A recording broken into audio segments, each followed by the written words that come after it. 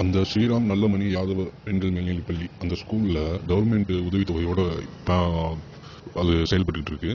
அங்கே வந்து போலீஸ் பாதுகாப்போட அந்த பசங்களுக்கு ஆர்எஸ்எஸ் சாகா ட்ரைனிங் கொடுக்குறாங்க அப்படின்னு அப்புறம் தான் பார்த்து கண்டுபிடிச்சிருக்காங்க. அப்படி என்ன அது ஏது அப்படின்ற மாதிரி சிலவருக்கு புரியாது. இது என்ன பண்ணுறாங்கன்னா நம்ம மக்களவே நம்மளுக்கு எதிராக திருப்புற ஒரு புது முயற்சி இல்லை. அது காலகாலமாக பண்ணுறாங்க. ஆனால் நம்ம தமிழ்நாட்டில் வந்து இது எங்கெங்கன்னா எத்தனை பேர் இருக்காங்க, எப்படி கண்டுபிடிப்பீங்க? அது எப்படி சொல்கிறது?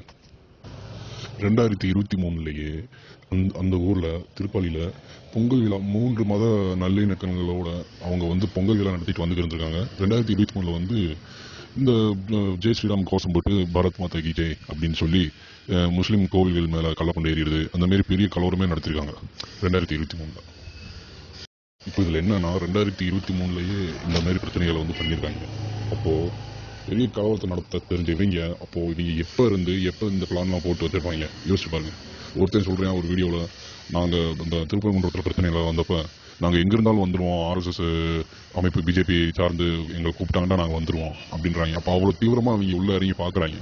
நம்ம மக்கள் பூரா இது பூரா தெரியாமல் ஏமாந்து அவங்க பேச்சு கேட்டுட்டு ஊருக்கு ஒரு 4 பேர் உருவாக்கி வச்சுருக்காங்க.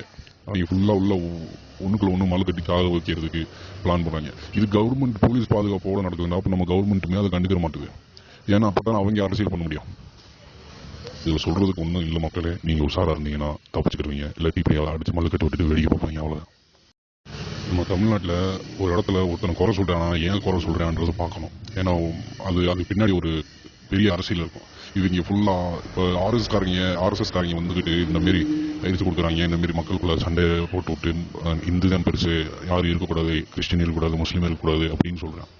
இதே ஆள் தான் பிரிட்டிஷ் அரசாங்கம் ஆண்டுக்கு இருந்த சமயத்தில் எல்லாரும் ஒன்று கொடுங்க மக்களே அப்படி இப்படின்னு சொன்னேன். அப்போ மட்டும் நீங்களுக்கு இவங்க இப்போ தான் தேவைப்பட்டாங்க, இப்போ தேவைப்படல. ஏன்னா அடுத்து இவன் உள்ளே இருக்குன்னா நான் அதை அடுத்து இது பண்ணாங்க. இப்போ இவங்க எல்லாருமே என்ன பண்ணுறாங்கன்னா அவங்க அரசியல் தான். இப்போ நம்ம தமிழ்நாடு கவர்மெண்ட்டுமே இப்போ இருக்கிற கவர்மெண்ட்டு அதான் பண்ணுது.